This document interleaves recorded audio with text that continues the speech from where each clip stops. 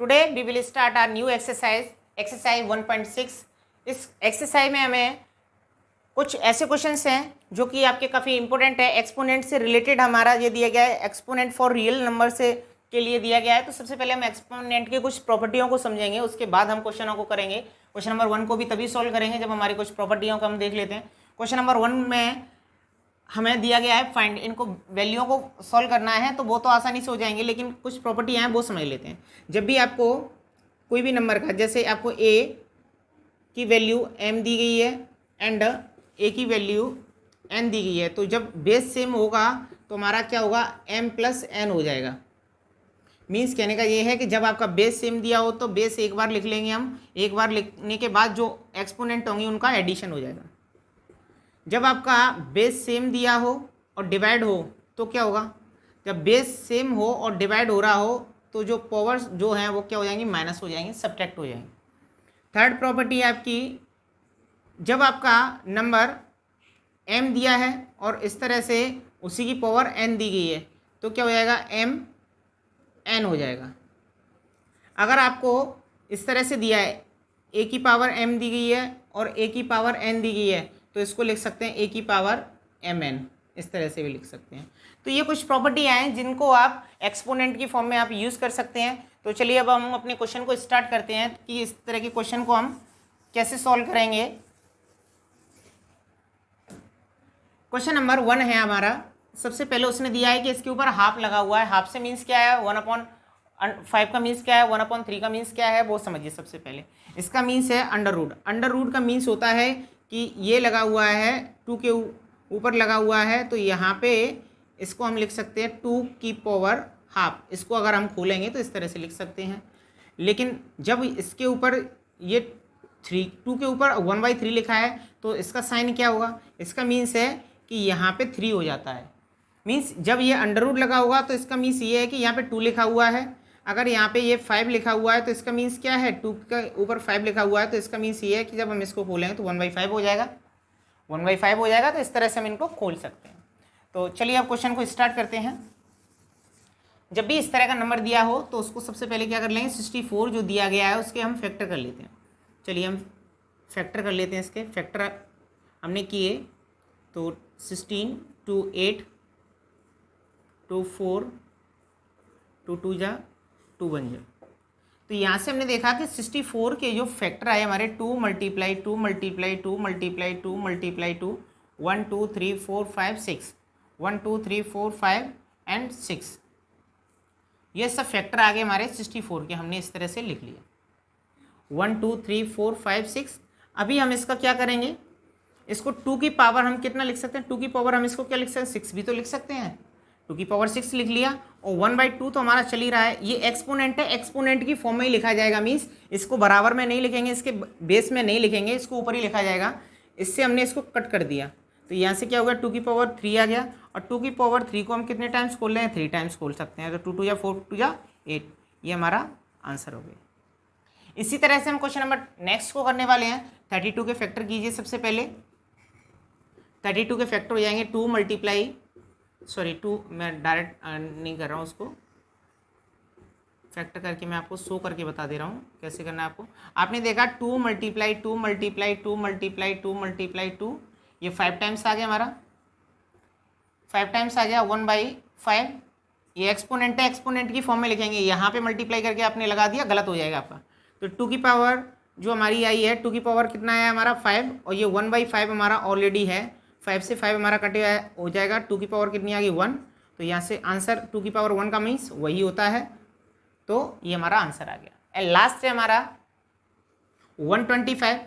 125 का हमने फैक्टर किया, 125 का हमने फैक्टर किया तो ये हो जाएगा हमारा 25, 5 से 5 टाइम्स,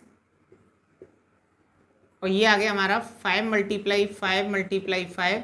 125 को हम इस तरह से लिख सकते हैं और ये हो गया हमारा 125। 5 की पावर 3 को हम 3 टाइम्स से लिख सकते हैं। 5 की पावर 3 1 2 3 टाइम्स आया तो 3 लिख लिया, और ये 1/3 पहले से दिया गया था तो ये इससे कट हो गया। इसका मीन्स हो गया 5 की पावर 1, और 5 की पावर 1 का मीन्स 5 होता है, तो ये हो गया। इस तरह से आपने देखा कि अगर कोई भी नंबर अगर इस तरह से दिया गया होगा तो हम उसे आसानी से सॉल्व कर सकते हैं। अभी हम इसका नेक्स्ट करने वाले हैं, इसका क्वेश्चन नंबर 2। अब हम अपना करते हैं क्वेश्चन नंबर, अभी हमने क्वेश्चन नंबर 1 को किया, अब करते हैं हम क्वेश्चन नंबर 2 को। क्वेश्चन नंबर 2 में भी सेम प्रॉपर्टी है, जो हमने क्वेश्चन नंबर 1 में प्रॉपर्टियां लगाई थी वही हम यहाँ लगाने वाले हैं। तो चलिए क्वेश्चन नंबर 2 को सॉल्व करते हैं। तो हम 9 को क्या लिख सकते हैं, 9 कितने का स्क्वायर होता है हमारा, 9 को हम लिख सकते हैं 3 × 3। हम सबसे पहले गिवन नंबर के फैक्टर लिखते हैं, गिवन नंबर के फैक्टर लिख दिया, और यहाँ से पावर नेशन दी गई थी, उसकी पावर कितना दिया गया था उसका 3/2। अब हम 3 × 3 को हम क्या लिख सकते हैं, 3 × 3 को लिख सकते हैं हम 3 का स्क्वायर, क्योंकि 2 टाइम्स दिया 2 टाइम लिख लिया। अभी इसकी स्क्वायर कितना दिया गया था, इसकी पावर पहले से दी गई थी 3/2। अब 2 से 2 हमारा क्या हो जाएगा, कट हो जाएगा। यहाँ से हमने देखा 3 का कितना आ गया, क्यू आ गया। अब 3 का क्यू को हम क्या लिख सकते हैं, 3 टाइम खोल सकते हैं हम इसको, 3 टाइम्स हमने खोला इसको, 3 3 या 9, 9 3 या 27, 27 हमारा आंसर आ गया। नेक्स्ट है हमारा 32। 32 के फैक्टर क्या होते हैं, 2 × 2 × 2 × 2 इसका फैक्टर कितना है हमारा 2/5। ये हमारे इसके, ये तो फैक्टर इसके आ गया, और ये इसकी ऑलरेडी उसकी पावर दी गई थी। अब इसको हम क्या लिख सकते हैं, 2 की पावर 5 लिख सकते हैं। 2/5 तो हमें पहले से दिया गया है, 2/5 से 5 हमारा कट गया। यहाँ क्या आ गया हमारा 2 का स्क्वायर, 2 उधर बचा हुआ है, 2 को हम कितने टाइम्स खोल सकते हैं, 2 2 2 या 4। यहाँ से हमारा थर्ड भी इसी तरह से हो जाएगा। 16 को हम क्या लिख सकते हैं, 2 × 2 × 2 × 2 4 टाइम्स लिख देंगे, 2 2 या 4, 4 2 या 8, 2 या 16, और 3/4 इसकी पावर पहले से दी गई है। अभी हम इसको 2 को हम क्या लिख देंगे, 2 की पावर 4 × 3/4, 4 से 4 कट गया हमारा, 2 की पावर 3, 2 की पावर 3 को हम 3 टाइम्स खोल देंगे, 3 टाइम खोल दिया हमने, 2 2 या 4, 4 2 या 8, तो ये हमारा आंसर आ गया। एंड इसका लास्ट क्वेश्चन भी इसी तरह से हो जाएगा हमारा। इसका लास्ट क्वेश्चन है 5 × 5 × 5, इसके फैक्टर कर दिए हमने, और ये इन्वर्स में दिया है तो इन्वर्स में ही लिखेंगे इसको। यहाँ से हमने देखा 5 की पावर कितनी हो जाएगी, 3 मल्टीप्लाई माइनस का 1/3, 3 से 3 कट हो गया, 5 इन्वर्स। एक तो इसको भी आंसर बना सकते हैं, और जब हमें इन्वर्स में दिया गया होता है नंबर तो उसको उल्टा कर देते हैं, 1/5 लिख देंगे, तो इसकी पावर हमारी क्या हो जाएगी 1, और 1 पावर को हम लिखते नहीं हैं, तो यहाँ से हमारे दोनों आंसर हो जाएंगे, दोनों के ही दोनों सही है। तो इस तरह से आपने देखा इसका क्वेश्चन नंबर 2 फिनिश हो जाता है। नेक्स्ट अब हम इसका करने वाले हैं, अभी हम करने वाले हैं इसका क्वेश्चन नंबर 3, और ये क्वेश्चन जो है हमारा इस एक्सरसाइज का लास्ट क्वेश्चन है। इससे पहले हमने फर्स्ट और सेकंड क्वेश्चन को फिनिश किया है, और जो हमने लॉज लिखाए थे, इसके कुछ प्रॉपर्टियां लिखाई थी, उन्हीं के बेसिस पे है ये क्वेश्चन। तो चलिए क्वेश्चन को स्टार्ट करते हैं। तो क्वेश्चन नंबर 3 का फर्स्ट है कि सिंप्लीफाई करना है, 1 2 3 4 क्वेश्चन है इसमें, तो उनको हम सॉल्व करते हैं। तो क्वेश्चन नंबर 3 का फर्स्ट है हमारा, मैंने आपको एक लॉ बताया था कि अगर हमारा बेस सेम होता है, जब बेस सेम होगा हमारा, तो जो एक्सपोनेंट हैं उनका क्या हो जाता है, एडिशन हो जाता है। तो एक्सपोनेंट को एक्सपोनेंट की फॉर्म में लिखेंगे 1/5, या नहीं लिखेंगे इसके बराबर में, ऊपर ही लिखेंगे 2, इसका एलसीएम लिया, 3 और 5 का 15 एलसीएम हो गया, इसका इसमें डिवाइड किया 3 टाइम्स, इसका 5 टाइम्स किया, 5 का इसमें मल्टीप्लाई किया 10, इसका इसमें डिवाइड किया 3 टाइम्स, और 3 बन गया 3, तो ये हो गया हमारा 2 की पावर 13/15, और यही हमारा आंसर हो जाएगा। अभी हम करते हैं इसका नेक्स्ट क्वेश्चन। इससे पहले हमने एक प्रॉपर्टी और सीखी थी कि अगर हम उल्टा कर देते हैं किसी भी नंबर को, तो एक्सपोनेंट जो है वो इन्वर्स की हो जाती है, इन्वर्स में आ जाएगी। तो इसको अभी हम उल्टा करते हैं, तो ये इन्वर्स में आ जाएगी, ये इन्वर्स में आ गया, और इसके ऊपर लगा हुआ है हमारा 7। और इस तरह की भी एक प्रॉपर्टी थी कि अगर ब्रैकेट के ऊपर अगर भी कोई भी एक्सपोनेंट दी गई है तो उसका क्या हो जाता है, हमारा मल्टीप्लाई हो जाता है। तो इसका इसमें हमने मल्टीप्लाई कर दिया, तो क्या हो गया हमारा 21, और यही हमारा आंसर हो गया। क्वेश्चन नंबर इसका 3 है हमारा, इसमें भी एक प्रॉपर्टी है। इसमें क्या था कि जब बेस सेम होता है और डिवाइड हो रहा होगा तो हमें क्या करना होता है, एक्सपोनेंट जो है क्या हो जाती है, माइनस हो जाती है। तो मैं इसको स्टैंडर्ड मेथड से करके बताऊंगा आपको। 11 1/2, अगर मैं इसको नीचे से ऊपर लेके जाऊंगा तो ये हो जाएगा मेरा इन्वर्स का, ये होगी मेरी इन्वर्स।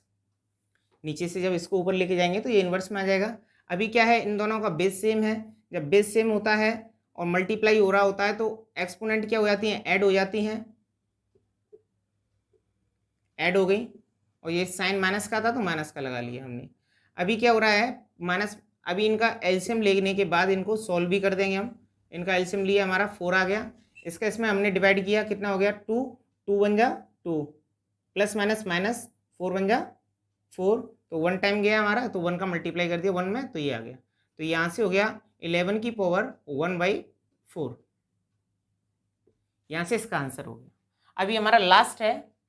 लास्ट में हमने आपको बताया था, ये शायद ये प्रॉपर्टी नहीं बताई आपको, चलिए इस प्रॉपर्टी के बारे में बता देते हैं। अगर आपका बेस सेम है, एक बार फिर से रिपीट कर दे रहा हूँ, बेस सेम है और आपकी एक्सपोनेंट जब दी गई है, बेस सेम है और नीचे मल्टीप्लाई हो रहा है, पॉइंट का मीन्स भी यहाँ मल्टीप्लाई से है, तो बेस सेम है और एक्सपोनेंट दी गई है तो वो ऐड हो जाएंगी। बेस सेम है और एक्सपोनेंट दी गई है तो वो माइनस हो जाती हैं। यहाँ हम इसको डायरेक्टली भी इस स्टेप को कर सकते थे, यहाँ से ये वाला जो लगाया हमने डायरेक्टली भी हम माइनस कर सकते थे, और ये इसका स्टैंडर्ड मेथड है जो मैंने आपको कराया है। अब जब हमारी एक्सपोनेंट सेम होंगी, तो हमारा क्या होता है, बेस का जो है मल्टीप्लाई हो जाएगा और एक्सपोनेंट जैसी है वैसी की वैसी आ जाएगी। तो 8 7 जा 56, 1/2, और यही हमारा आंसर हो जाएगा। तो इस तरह से आपने देखा कि क्वेश्चन नंबर 3 के सभी क्वेश्चनों को हमने प्रॉपर्टी के बेसिस पे किया था। अभी ये आपकी पूरी एक्सरसाइज फिनिश हो जाती है क्वेश्चन नंबर 3 के साथ। अभी तक आपने हमारे चैनल को सब्सक्राइब नहीं किया तो चैनल को हमारे को सब्सक्राइब करें। Thank you.